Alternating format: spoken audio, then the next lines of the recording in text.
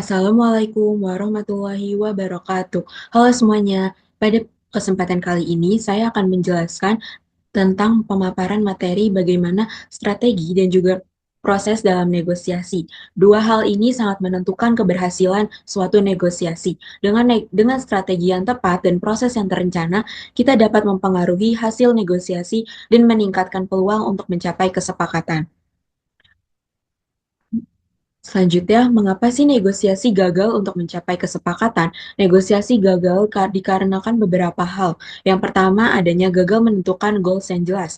Negosiasi yang tidak memiliki goals ataupun tujuan akhir dan utama yang jelas akan cenderung berjalan tanpa arah dan akhirnya tidak akan mencapai apa-apa. Yang kedua, gagal menentukan tujuan yang jelas. Selain goals yang jelas, tiap tahapan dalam negosiasi juga membutuhkan tujuan-tujuan kecil yang harus dicapai secara bertahap. Tujuan ini harus spesifik dan juga terukur agar negosiasi berjalan dengan lancar. Yang ketiga, adanya gagal mengidentifikasi kekuatan dan kelemahan baik dari diri kita sendiri maupun pihak lawan negosiasi. Tanpa pemahaman yang tepat tentang posisi kita dan juga pihak lawan, kita akan sulit menyusun strategi yang tepat. Yang keempat, tidak menyiapkan alternatif lain.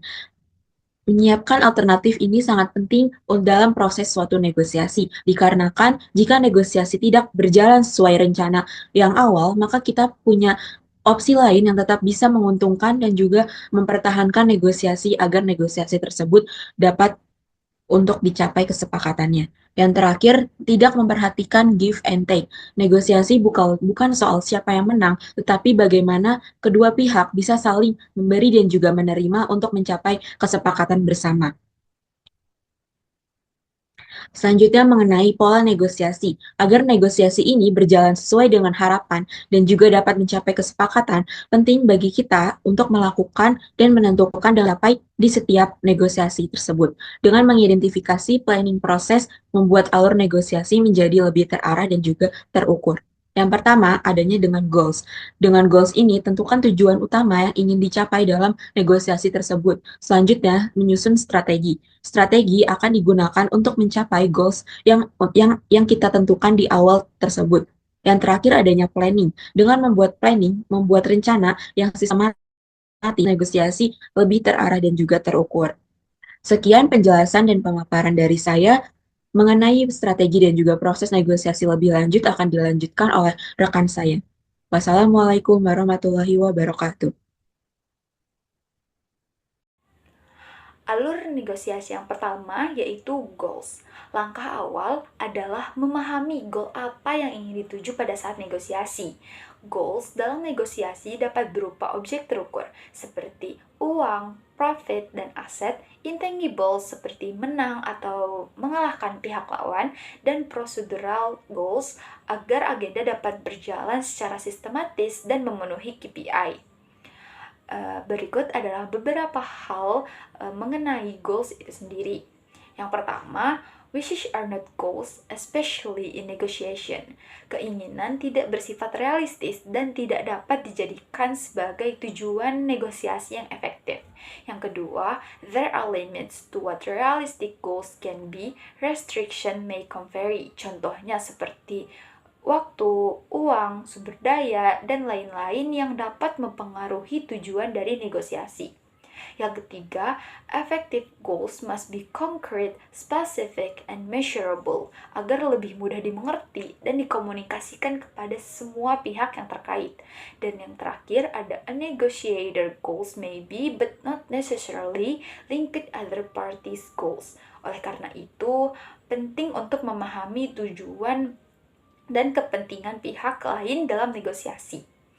Alur negosiasi yang kedua yaitu strategi.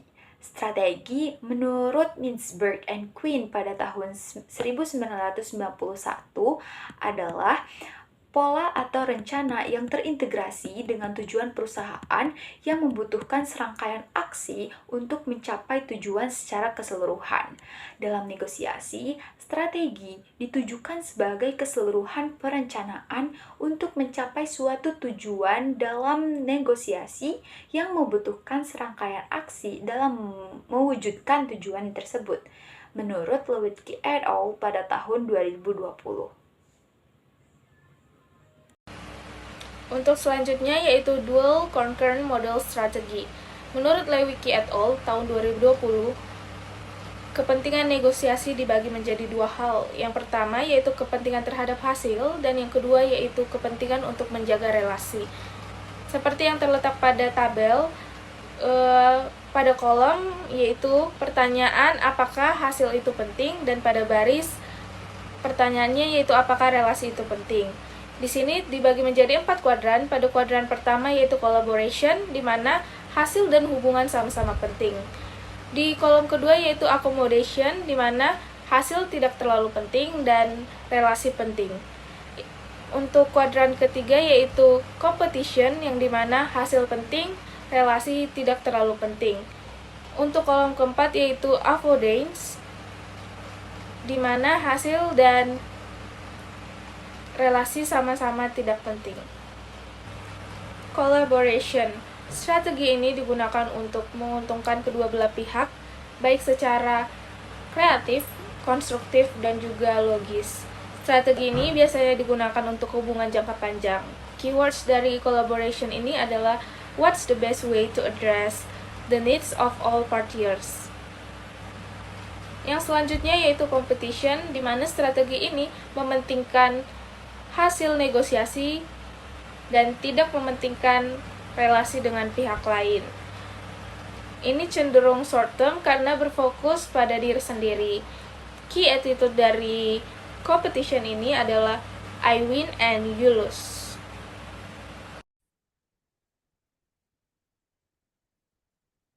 Kenalkan, saya Sofia. Saya akan menjelaskan penjelasan tentang Dual Concern Model Strategy, yaitu untuk 2 poin collaboration dan competition sudah dijelaskan oleh rekan saya.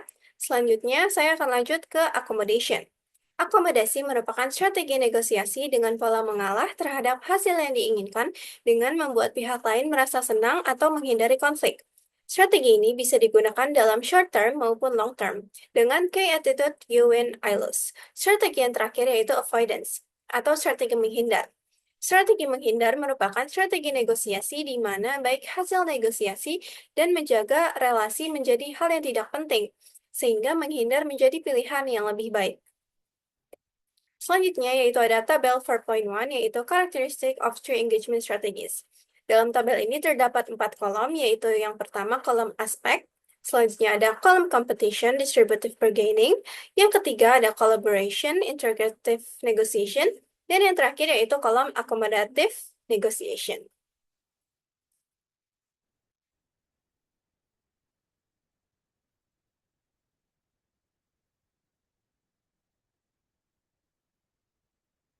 Tahap berikutnya adalah tahap planning atau perencanaan. Pada tahap ini perlu untuk memahami terlebih dahulu fase yang ada pada saat negosiasi berlangsung.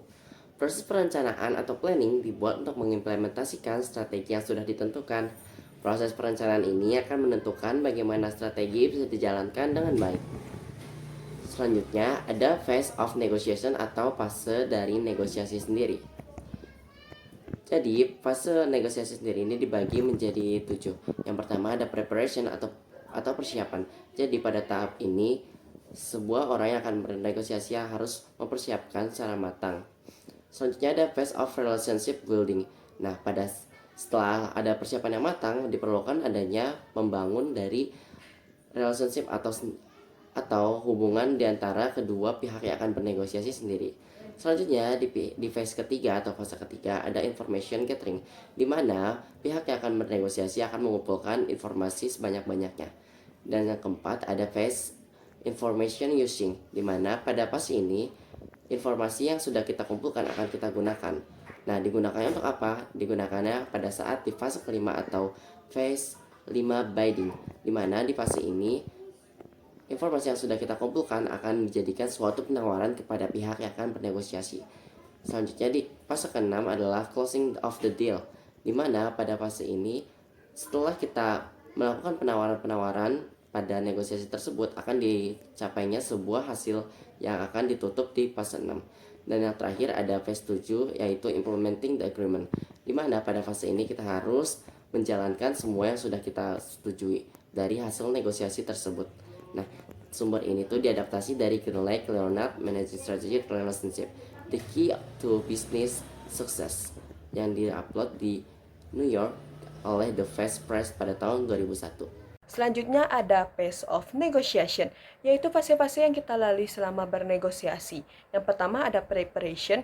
Di sini kita dapat mempersiapkan segala sesuatu hal sebelum melakukan negosiasi. Contohnya seperti mengumpulkan informasi tentang perusahaan yang akan kita ajak bernegosiasi. Yang kedua ada relation building. Di sini kita dapat membangun hubungan dengan pihak yang akan kita ajak bernegosiasi. Contohnya seperti seorang karyawan yang sedang mempromosikan produk yang diproduksi oleh perusahaannya, lalu bertanya secara rutin kepada konsumen bagaimana kepuasan mereka terhadap produk yang mereka jual. Lalu ada information gathering. Di sini melibatkan beberapa strategi seperti riset, tanya jawab, pengamatan dan analisis data. Yang keempat ada information using. Di sini kita dapat menggunakan informasi yang telah didapatkan selama bernegosiasi untuk meraih kesepakatan dan memaksimalkan outcomes yang diinginkan. Yang kelima ada biddings, yaitu proses penawaran harga dan persyaratan yang kemudian akan dinegosiasikan untuk mencapai kesepakatan yang saling menguntungkan. Oke, dan dua tahap terakhir dari negotiation phase adalah closing the deal dan juga implementing the agreement. Untuk closing the deal sendiri, itu di mana suatu pihak membangun komitmen untuk membuat persetujuan dari fase sebelumnya. Baik pihak sendiri maupun pihak lawan harus meyakinkan bahwa kesepakatan yang tercapai dapat memuaskan kedua pihak atau dapat diterima oleh kedua pihak. Dan yang terakhir adalah implementing the agreement, di mana idealnya pada tahap ini sudah tidak lagi terjadi negosiasi. Namun apabila terdapat kecacatan dan lain sebagainya, maka dapat mendiskusikan hal tersebut dengan mediator, pengacara, maupun pengadilan.